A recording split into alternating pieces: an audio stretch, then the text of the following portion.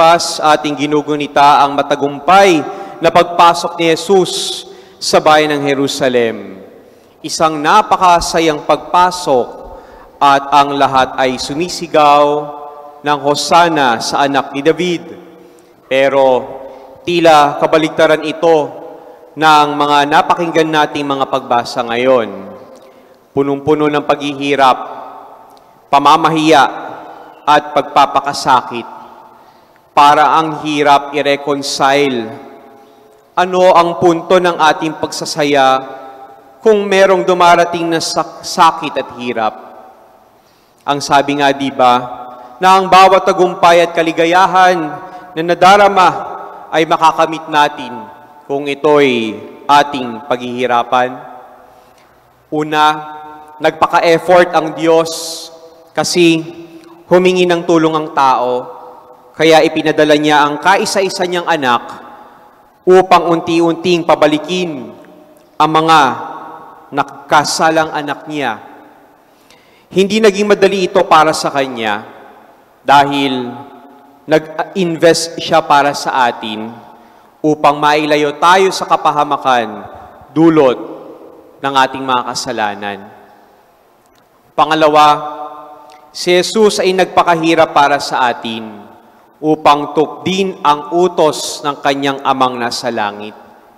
Hindi po ito naging madali para sa kanya.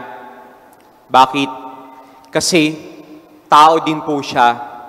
100% divine, 100% human. Sa oras po ng kanyang paghihirap ay nanaig ang pagiging tao niya. Ngunit, hindi ito naging mahirap sa kanya sapagkat siya ay anak ng Diyos at nanaig ang kalooban ng kanyang Ama. Kung pag-uusapan ng kalooban at pagsunod sa Diyos, ang tanong sa ating sarili ay natuto ba tayo na maging dependent sa Kanya araw-araw? Kung sa bagay, ang Panginoong Hesus nga naman po ay nagpakita din ng pagiging dependent sa Diyos.